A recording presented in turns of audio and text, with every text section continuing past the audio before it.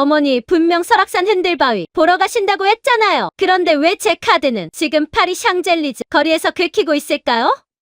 300만 원, 500만 원 아주 신나셨네요. 마음껏 즐기세요.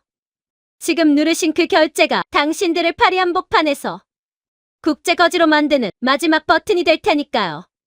믿었던 가족의 소름 끼치는 배신, 그리고 이어지는 핏빛 금융 복수극. 지금 시작합니다.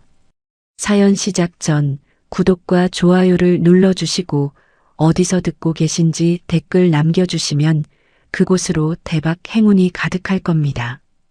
결혼 3년 차. 남들은 신혼의 단꿈에 젖어 있을 때라고 하지만 저에게는 매일이 전쟁터와 다름없었습니다. 대기업 과장으로 승진하며 회사에서는 능력을 인정받았지만 집 현관문을 여는 순간 저는 그저 돈 잘 벌어오는 호구 며느리로 전락했습니다. 남편 민수 씨는 효자라는 허울 좋은 핑계로 제 등골을 빼먹어 본가로 나르기 바빴고 시어머니 박 여사님과 시누이 형님은 저를 걸어다니는 지갑 취급했습니다. 그래도 사랑해서 결혼했으니 내가 조금만 더 참으면 언젠가는 진심을 알아주겠지 생각했습니다. 하지만 그 믿음이 얼마나 어리석었는지 깨닫는 데는 그리 오랜 시간이 걸리지 않았습니다. 사건의 발단은 시어머니의 칠순을 한 달 앞둔 어느 주말이었습니다. 시댁 거실에 모여 앉아 과일을 깎고 있는데 어머니가 앓는 소리를 내며 바닥에 드러 누우셨습니다. 아이고 삭신이야. 내 팔자야. 남들은 칠순이라고 해외여행이다 크루즈다 호강을 누린다는데 나는 전생에 무슨 죄를 지어서 이 나이 먹도록 비행기 한번 못 타보고 방구석 늙으니 신세란 말이냐. 그 말에 시누이 형님이 눈을 흘기며 거들었습니다. 그러게 말이야. 엄마 친구 영숙 아줌마는 이번에 며느리가 유럽 보내줬다더라. 올케는 능력도 좋으면서 시어머니 칠순에 뭐 계획한 거 없어? 저는 과도 쥔손에 힘을 주며 억지 미소를 지었습니다. 사실 저도 계획이 없던 건 아니었습니다. 적금을 만기 해지해서 제주도 효도 여행이라도 보내드릴까 고민 중이었으니까요.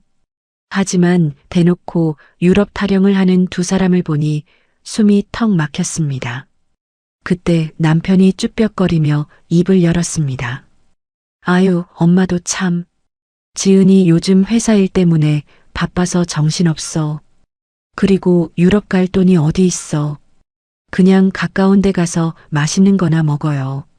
남편의 말에 어머니는 벌떡 일어나 앉으시며 눈을 부라리셨습니다. 누가 유럽 보내달래? 나도 다 안다. 며느리 바쁜데 내가 무슨 염치로 비행기를 타겠니? 그냥 가까운 설악산이나 가서 좋은 공기 마시고 산보나 좀 하다 오련다. 흔들바위도 좀 보고 내려와서 도토리 묵에 파전 하나 시켜서 막걸리 한잔 하면 그게 힐링이지 뭐. 돈도 안 들고 얼마나 좋으냐? 생각보다 소박한 요구에 저는 안도감마저 들었습니다.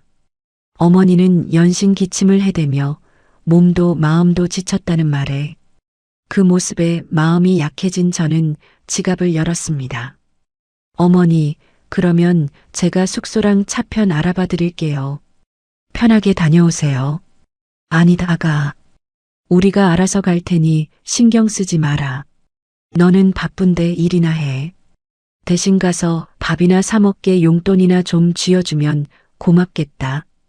어머니의 말에 저는 잠시 고민하다가 평소 생활비 공용으로 쓰는 신용카드를 꺼내드렸습니다. 제 명의로 된 카드였지만 한도가 꽤 높아서 혹시 모를 비상금으로 쓰시라고 건넨 것이었습니다. 어머니, 이거 가져가세요. 가서 맛있는 산채 정식도 사드시고 보약도 한 재 지어 드시고요. 대신 너무 무리해서 쓰시면 안 돼요. 아이고, 우리 며느리 최고다. 내가 아껴 쓰지. 이걸 함부로 쓰겠니? 고맙다, 정말 고맙다. 어머니는 카드를 받아들자마자 씻은 듯이 기침을 멈추고 환하게 웃으셨습니다. 그때 그 미묘한 표정 변화를 알아챘어야 했는데 저는 그저 효도했다는 생각에 뿌듯해하기만 했습니다. 남편과 시누이도 덩달아 신이 나서 짐을 꾸리겠다고 방으로 들어갔습니다. 떠나는 날 아침 시댁 식구들의 짐은 생각보다 많았습니다. 강원도 산에 3박 4일 다녀오신다는 분들이 커다란 트렁크를 3개나 끌고 나오셨으니까요. 제가 의아해서 물었습니다. 어머니, 짐이 왜 이렇게 많아요? 그게 산속이라 춥다더라. 두꺼운 옷도 챙기고 과일도 좀 넣어서 그래. 너는 몰라도 된다. 얼른 출근해라. 늦겠다. 그들은 저를 등 떠밀듯 현관 밖으로 내보냈습니다. 마치 제가 보면 안 될 것이라도 있는 것처럼 허둥지둥 택시를 잡아타고 사라지는 그들의 뒷모습을 보며 왠지 모를 찝찝함이 남았지만 대수롭지 않게 여겼습니다. 그렇게 며칠이 지났습니다. 저는 회사 프로젝트 마감 때문에 눈코 뜰 새 없이 바빴습니다. 시댁 식구들이 절에 가서 잘 지내고 있는지 궁금해서 전화를 걸어봤지만 어머니도 남편도 전화를 받지 않았습니다. 산속이라 통신이 잘 안 터지나 보네. 불공 들이느라 바쁘신가 보다. 그렇게 스스로를 위로하며 주말을 맞이했습니다. 토요일 오전 늦잠을 자고 있는데 시누이 형님에게서 카톡이 하나 왔습니다. 올케, 우리 없는 동안 시댁 가서 청소 좀 해놔. 냉장고에 반찬 썩은 것도 좀 버리고. 엄마 돌아오시면 깨끗한 집에서 쉬게 해드려야지. 기가 막혔습니다. 자기들은 여행 가고 일하는 며느리는 주말에 쉬지도 못하고 시댁 가서 청소나 하라니요. 화가 났지만 갔다 와서 집이 엉망이면 또 어머니가 잔소리를 퍼부을 게 뻔해서 울며 겨자 먹기로 시댁으로 향했습니다. 시댁 문을 열자마자 퀴퀴한 냄새가 코를 찔렀습니다. 거실에는 벗어둔 옷가지가 널브러져 있고 싱크대에는 설거지감이 산더미처럼 쌓여 있었습니다. 저는 한숨을 푹 쉬며 고무장갑을 꼈습니다. 바닥을 닦고 냉장고를 정리하고 곰팡이 핀 반찬통을 비우며 속으로 욕을 삼켰습니다. 내가 전생에 무슨 죄를 지어서 이러고 사나?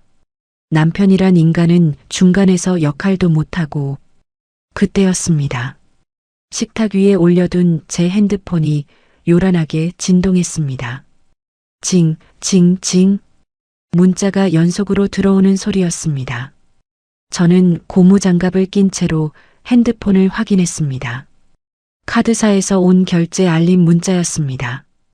해외 승인 350만 원 일시불 마이너스 루이스 부톤, 페리스 해외 승인 280만 원 일시불 마이너스 셔넬 페리스 CAMBON.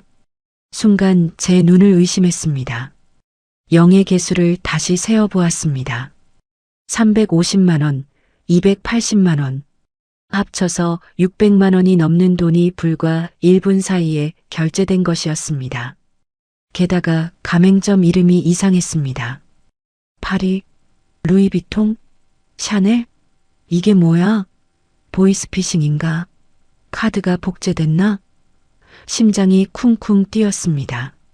분명 어머니께 드린 카드는 강원도 절에서 산채 비빔밥이나 사드시라고 드린 건데 파리라니요. 저는 떨리는 손으로 남편에게 전화를 걸었습니다.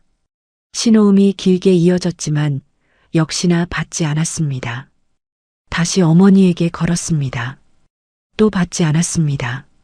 마지막으로 시누이에게 걸었습니다. 뚜루루 소리가 몇 번 나더니 뚝 하고 끊기며 연결이 거부되었습니다. 일부러 안 받는구나. 확신이 들었습니다. 저는 즉시 SNS를 켰습니다. 평소 시누이 형님은 SNS 중독이라 불릴 만큼 사진 올리는 걸 좋아했으니까요. 혹시나 하는 마음에 인스타그램에 들어갔지만 형님 계정은 비공개로 되어 있었습니다. 하지만 저는 멈추지 않았습니다.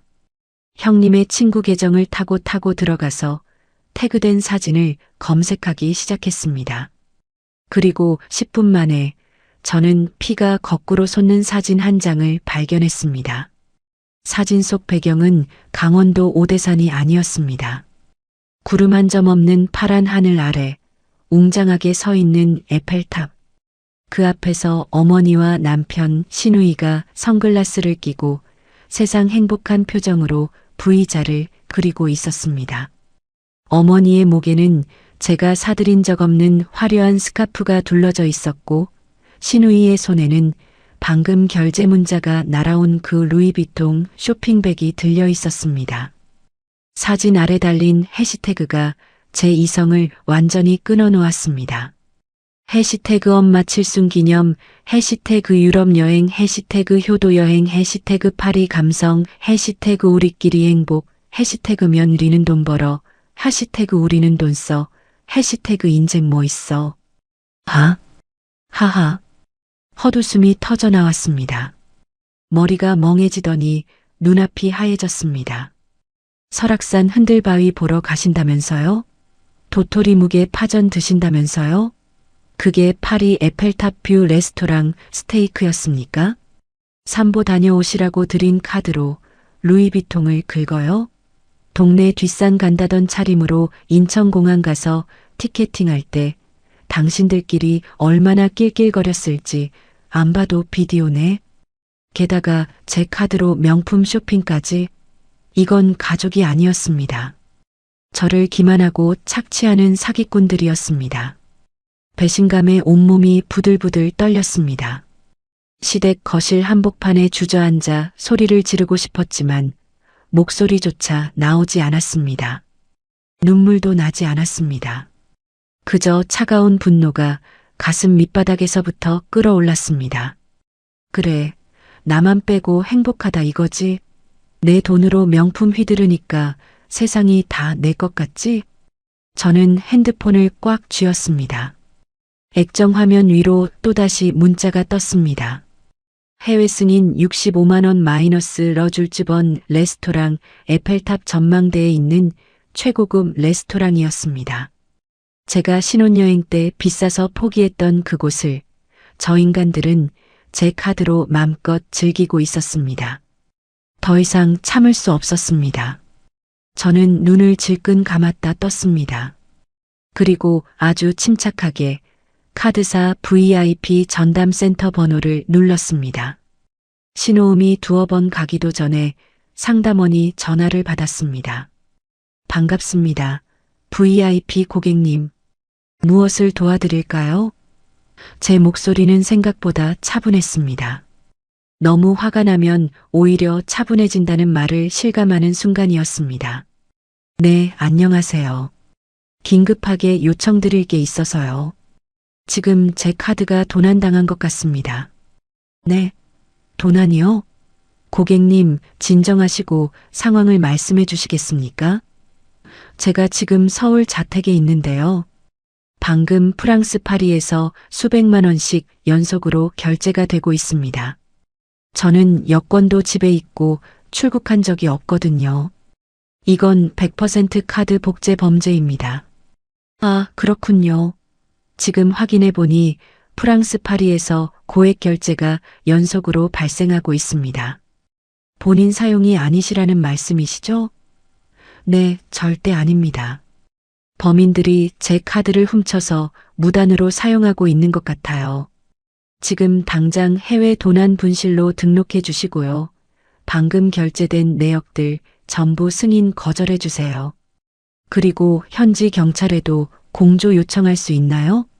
상담원은 사안의 심각성을 인지한 듯 키보드 두드리는 소리를 요란하게 냈습니다. 네, 고객님. 즉시 조치하겠습니다. 현재 시간부로 해당 카드는 도난 분실 코드로 정지되었습니다.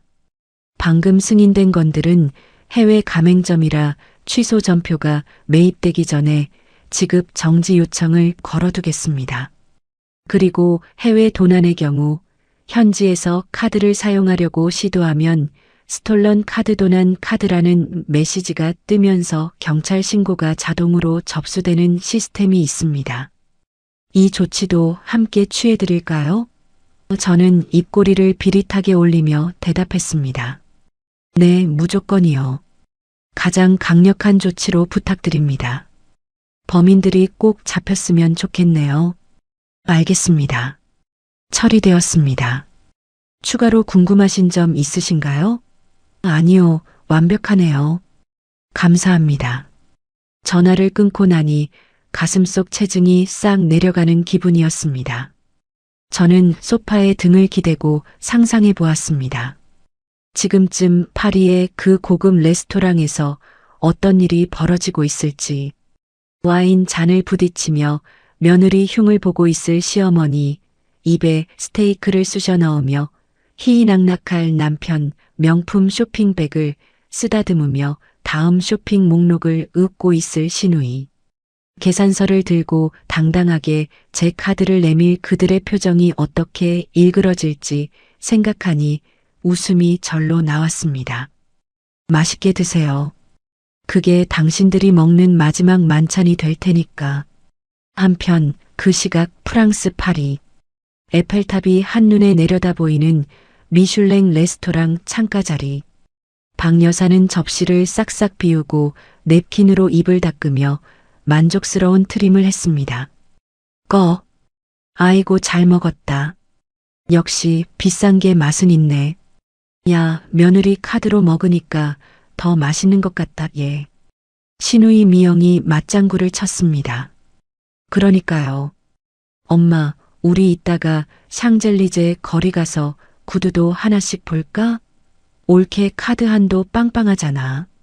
어차피 할부로 긁으면 지가 갚겠지 뭐. 남편 민수는 와인에 취해 벌개진 얼굴로 희죽거렸습니다. 아, 몰라. 나중에 지은이가 뭐라 하면 그냥 엄마가 배째라고 누워버려.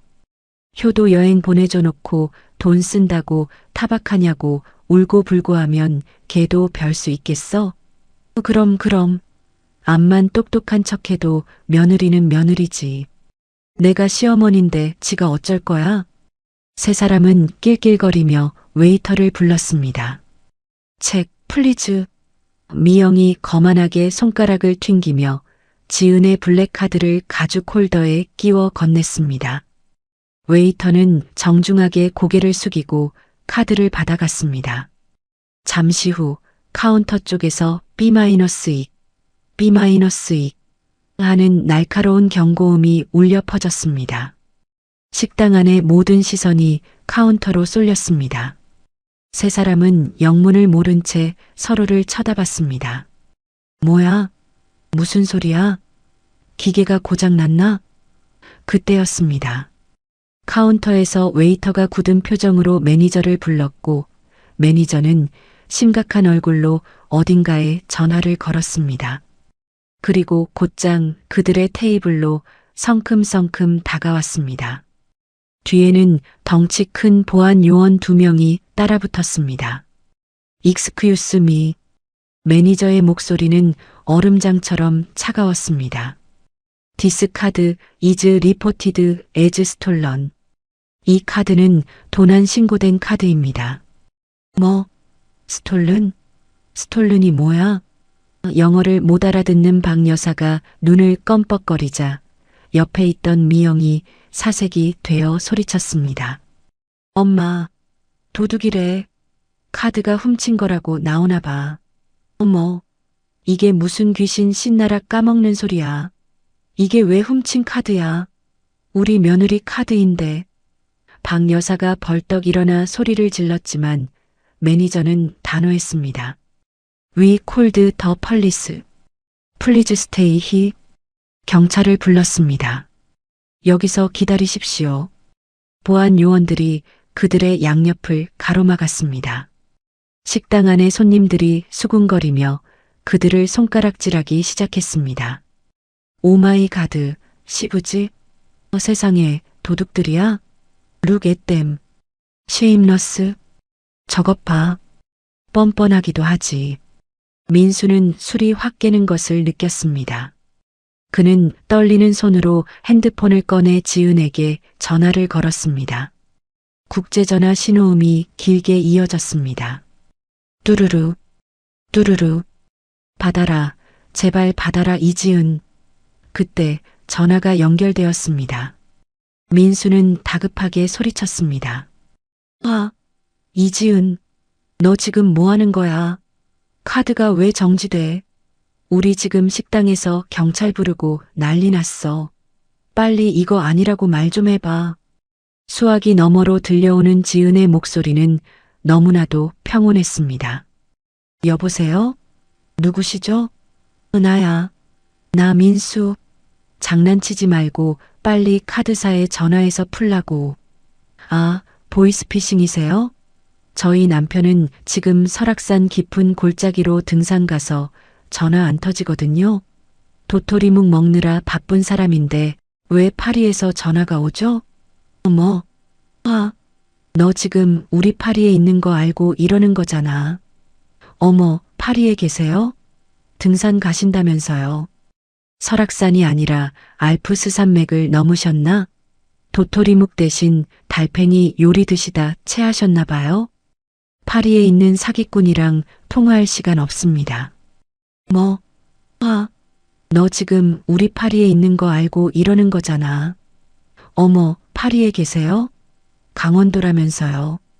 그럼 당신들 내 카드 훔쳐서 달아난 도둑들이 많네요? 경찰 오고 있다고요? 잘 됐네요. 콩밥이나 실컷 드세요. 뚝. 매정하게 끊긴 전화기에서 뚜마이너스 소리만 공허하게 울려 퍼졌습니다. 동시에 식당 입구에서 사이렌 소리와 함께 제복을 입은 프랑스 경찰들이 들이닥쳤습니다. 펄리스, 핸즈업, 경찰이다. 손들어. 박 여사는 비명을 지르며 바닥에 주저앉았고 미영은 명품 가방을 끌어안고 벌벌 떨었습니다. 민수는 망연자실한 표정으로 꺼진 전화기만 바라보았습니다. 이것은 화려한 유럽 여행의 끝이자 처절한 지옥의 시작이었습니다. No, I am not ship. My daughter minus in minus로. 카드, 카드. 아니야. 나 도둑 아니라고. 며느리. 카드. 걔 카드라고. 박 여사는 유치장 철창을 붙들고 쉰 목소리로 악을 썼지만 돌아오는 건 프랑스 경찰의 싸늘한 시선과 공봉으로 철창을 탁 치는 소리뿐이었습니다. 사일런스. 조용히 해. 그 한마디에 박 여사는 히익 소리를 내며 바닥에 주저앉았습니다. 평생 며느리 잡는 시어머니로 군림하며 큰 소리만 뻥뻥 치던 그녀였지만 말도 안 통하는 타국 경찰서 유치장 안에서는 그저 초라한 늙은이일 뿐이었습니다. 옆에 쭈그리고 앉은 신우이 미영은 훌쩍거리고 있었습니다. 엄마, 나 무서워. 우리 진짜 감옥 가는 거야? 나 루이비통 가방도 다 뺏겼어. 그거 내가 얼마나 갖고 싶던 건데.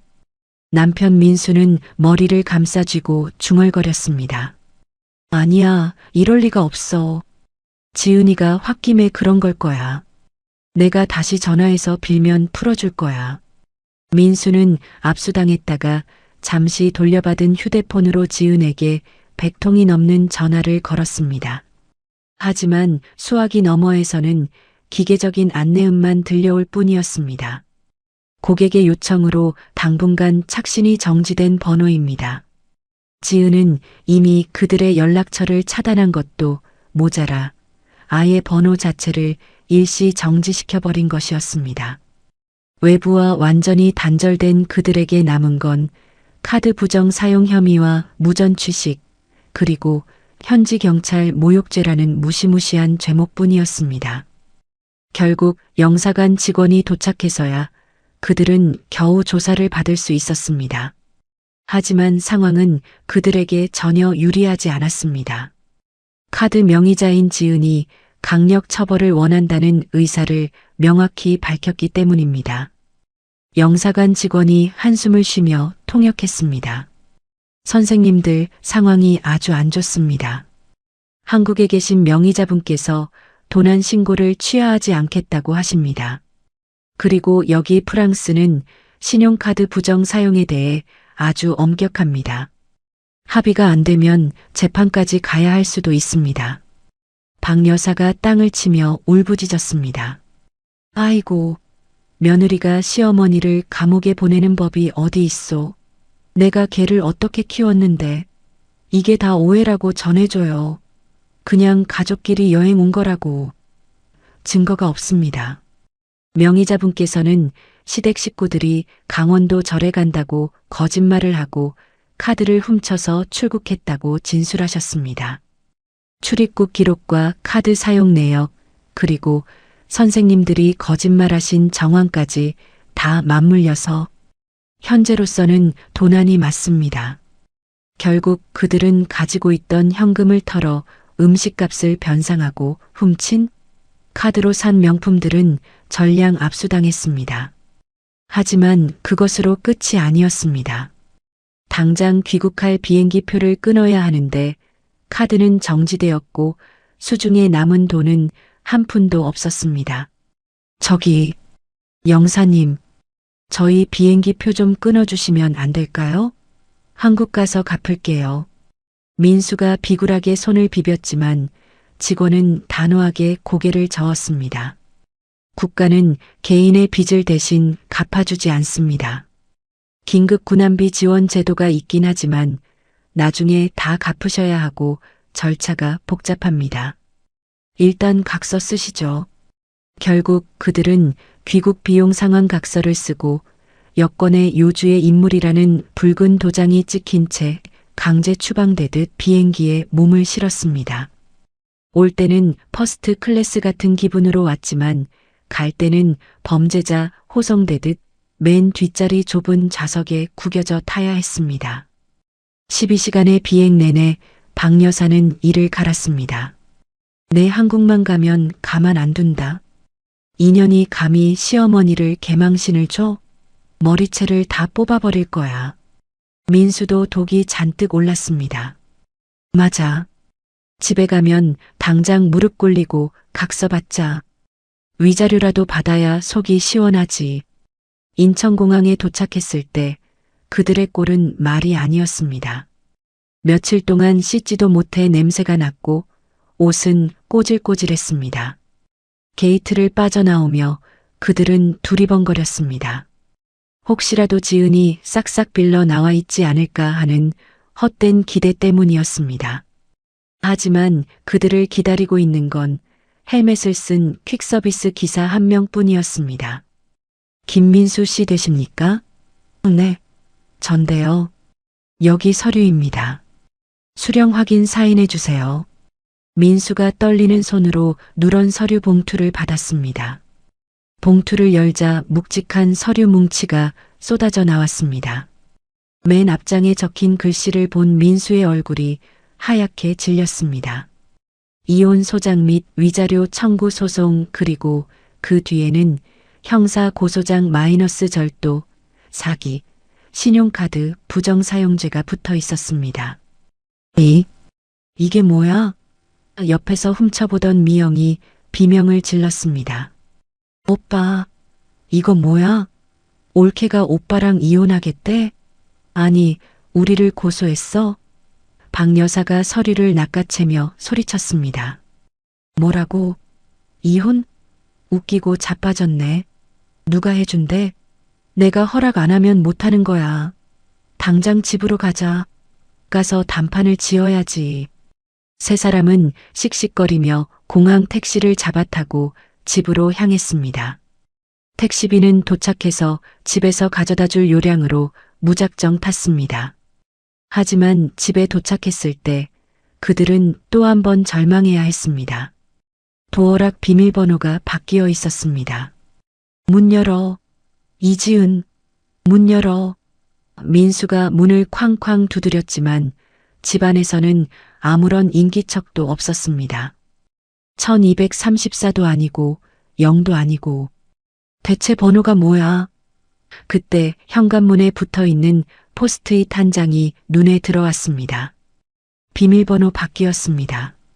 짐은 용달 불러서 시댁으로 보냈으니 찾아가세요.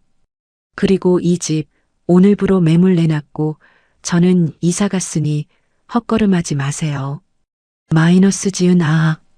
박 여사는 뒷목을 잡고 그 자리에 쓰러졌습니다. 내 집, 내 아들 집, 저 여우 같은 년이 집을 팔아먹어? 사실 그 집은 결혼할 때 지은이 해온 지은 명의의 아파트였습니다. 혼수 하나 제대로 못 해온 민수는 몸만 들어와 살았던 것인데 박 여사는 3년 동안 며느리를 부려먹다 보니 그 집이 당연히 자기네 집인 줄 착각하고 있었던 겁니다. 택시기사가 미터기를 가리키며 재촉했습니다. 손님 요금 주셔야죠. 7만 원 나왔습니다. 민수는 주머니를 뒤졌지만 먼지밖에 나오지 않았습니다. 저기, 기사님, 지금 집에 못 들어가서 그런데 계좌이체 해드리면 안 될까요? 무슨 소리입니까? 아까 공항에서도 돈 없다고 하시더니 이거 경찰 부를까요? 결국 그들은 시댁 근처까지 가서야 이웃집에 돈을 빌려 택시비를 낼 수 있었습니다. 동네방네 여행 가서 망하고 거지가 돼서 돌아왔다는 소문이 쫙 퍼지는 순간이었습니다. 며칠 뒤 가정법원 조정실. 지은은 말끔한 정장 차림으로 변호사를 대동하고 앉아 있었습니다. 반면 민수와 시댁 식구들은 초췌한 몰골로 들어왔습니다. 민수는 지은을 보자마자 무릎을 꿇고 매달렸습니다. 여보, 내가 잘못했어. 엄마가 가자고 해서 어쩔 수 없었어. 한 번만 용서해줘. 우리 사랑하잖아. 박 여사도 자존심을 굽히고 비굴하게 웃었습니다. 아가, 내가 노망이 났었나 보다. 응? 늙은이가 죽을 죄를 지었다. 고소만 취하에 다오. 내가 너 시키는 대로 다 할게. 지은은 안경을 고쳤으며 차갑게 그들을 내려다보았습니다. 사랑이요? 사랑하는 사람한테 300포기 김장을 시키고 몰래 파리 여행을 가나요? 그리고 어머니 시키는 대로 다 하신다고요? 그래, 그래. 뭐든지 말만 해라.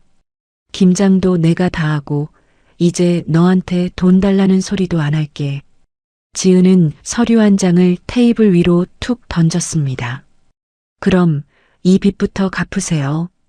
파리에서 제 카드로 긁으신 1,500만 원, 그리고 그동안 생활비 명목으로 가져가신 돈, 정신적 피해 보상 위자료 5천만 원, 합쳐서 1억 조금 넘네요. 이거 다 갚으시면 형사고소는 생각해 볼게요. 뭐? 1억? 박 여사의 눈이 뒤집혔습니다. 그 돈이 어디 있어? 우리 집 다 팔아도 그 돈 안 돼. 그럼 감옥 가셔야죠. 콩밥이 몸에 좋대요, 어머니. 파리에서도 드실 뻔했는데 못 드셨잖아요. 한국 콩밥은 입에 맞으실 거예요. 지은의 서슬 퍼런 눈빛에 박 여사는 입을 다물었습니다. 결국 재판은 지은의 완벽한 승리로 끝났습니다. 민수는 유책 배우자로 판결나서 위자료를 물게 되었고 재산 분할은커녕 빈털터리로 쫓겨났습니다.